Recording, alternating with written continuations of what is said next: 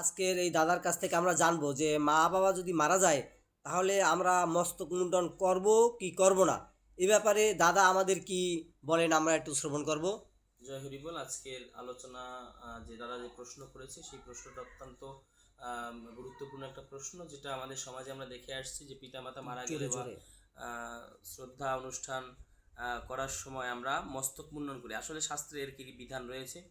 তো আমরা যদি শাস্ত্র গ্রন্থ অনুসরণ করি সেক্ষেত্রে পিতামাতা মারা গেলে যে মস্তক মুন্ডন করতে হবে এরকম রেফারেন্স আদৌ নেই।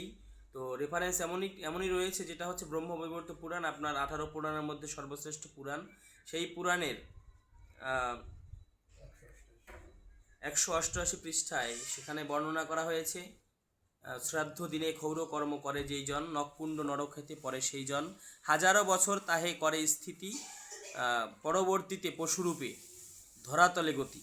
তো আসলে আমরা যদি দেখতে পাই সেই শাস্ত্রগ্রন্থ অনুসরণ করে ব্রহ্মবৈবর্ত পুরাণ 188 পৃষ্ঠায় সেখানে বলা হয়েছে শ্রাদ্ধ দিনে যদি কেউ ক্ষৌরকর্ম করে, মানে শ্রাদ্ধ দিনে ক্ষৌরকর্ম বলতে আমরা চুল, নখ এগুলি কাটাকেই বুঝি, মানে দাড়ি ফেলানো, চুল ফেলানো, নখ কাটা, এগুলিকে আমরা ক্ষৌরকর্ম হিসাবে বুঝি। আসলে বলা হলো যে শ্রাদ্ধ দিনে এই শ্রাদ্ধকর্তা যদি শ্রাদ্ধ দিনে এই এই কর্মগুলি সম্পাদন করে তাইলে তারা নখকুণ্ড নরকে তার স্থিতি হয়। তো আসলে শাস্ত্রগ্রন্থে জয় হরি বল। দাদা বলুন। আমরা পুরোহিত দর্পণে যেখানে অনুসরণ করি, আমরা এটা ব্রহ্মবৈবর্ত পুরাণের একটা রেফারেন্স আপনাদের মধ্যে তুলে ধরলাম, যা 18 পুরাণের মধ্যে সর্বশ্রেষ্ঠ পুরাণ ব্রহ্মবৈবর্ত পুরাণ। তো পুরোহিত দর্পণে যদি আপনারা অনুসরণ করেন, সেই পুরোহিত দর্পণে আপনার মুন্ডন ব্যবস্থার ওখানে লেখা রয়েছে যারা বিদ্বান, যারা রাজা, যারা বিপ্র, এরা প্রায়শ্চিত্তে কেশ বপন করিবে না। কেশ বপন মানে চুল ফেলবে না। এবং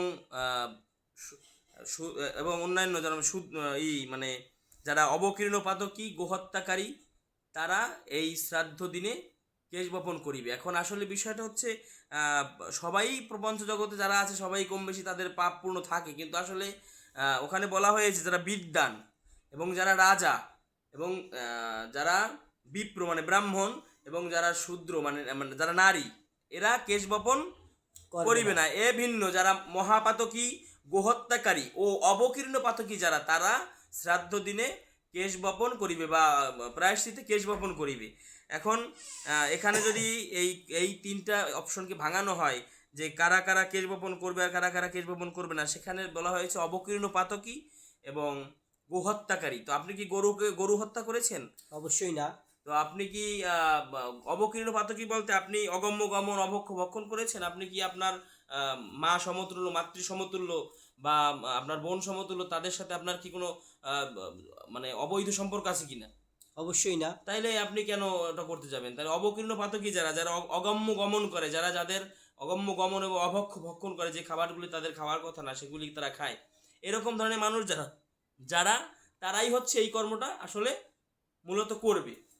আমাদের সমাজে আমরা দেখতে পাই যে সবাই মাথা মুন্ডন করে, যারা মাথা মুন্ডন না করে তাদেরকে সমাজ থেকে বহিষ্কার করা হয়, সমাজ থেকে সমাজ বন্ধ করা হয়। এটা আসলে মূলত এটা পূর্বের একটি প্রথা, যেটা আমাদের হাজার হাজার বছর ধরে মানুষ নির্যাতন এবং নিপীড়নের একটি প্রতীক। আসলে মানুষকে যখন মস্তক মুন্ডন করা হয় তার সর্বস্ব মানে সর্বস্ব তার বলতে তার কিছু থাকে না, এরকম একটা মনে হয় আর কি। তাকে দেখলে মনে হয় সে নিঃস্ব। তো মানুষকে নিঃস্ব সাজিয়ে সমাজের বুকে একটি জঘন্যতম একটি উদাহরণ হিসেবে মানে সমাজের বুকে প্রতিষ্ঠিত করা হয় এই মস্তক মুন্ডনের মাধ্যমে। এটাও একটি ব্রাহ্মণ্যবাদের চক্রান্ত, এটাও মানুষকে ছোট করার একটি চক্রান্ত। আপনারা দেখে থাকবেন ভারতে প্রধানমন্ত্রী নরেন্দ্র দামোদর মোদী, তিনি তার মাতৃদেবী যে বিগত 2 বছর আগে তারা দেহ রেখেছেন, তিনি কি মস্তক মুন্ডন করেছিল? তার মানে তিনি রাজা, তিনি মস্তক মুন্ডন করেন নাই। তো বিদ্বান বলতে কি? আপনি পড়াশোনা করেছেন, আপনি বিদ্যা অর্জন করেছেন, তাইলে আপনি কি মস্তক মুন্ডন করবেন? না। তাইলে যারা বিপ্র, যারা ব্রাহ্মণ, তারা মস্তক মুন্ডন করে না। এবং আপনার স্ত্রীগণ তারা মস্তক মুন্ডন করেন। আসলে এটা সমাজের একটি কুপ্রথা। এই কুপ্রথাকে তুলে ধরার জন্যই আমাদের এই মতুয়া সমাজে আমরা যে একতাবদ্ধ হয়েছি। আমরা শাস্ত্রের রেফারেন্স আছে, আমাদের শাস্ত্রের রেফারেন্স অনুযায়ী আমরা এই প্রথাটাকে বর্জন করেছি। জয় হরি বল। আমরা বলতে চাই যে আসলে এই মাতা পিতা মারা গেলে মস্তক মুন্ডনের কোনো বিধান শাস্ত্র গ্রন্থে নেই। সেই হেতু আমরা আমাদের এই মতুয়ারা আমরা মা বাবা মারা গেলে মস্তক মুন্ডন করবো না, করি না বা মস্ত করি মুন্ডন করবো না। জয় হরিচাঁদ, জয় গুরুচাঁদ।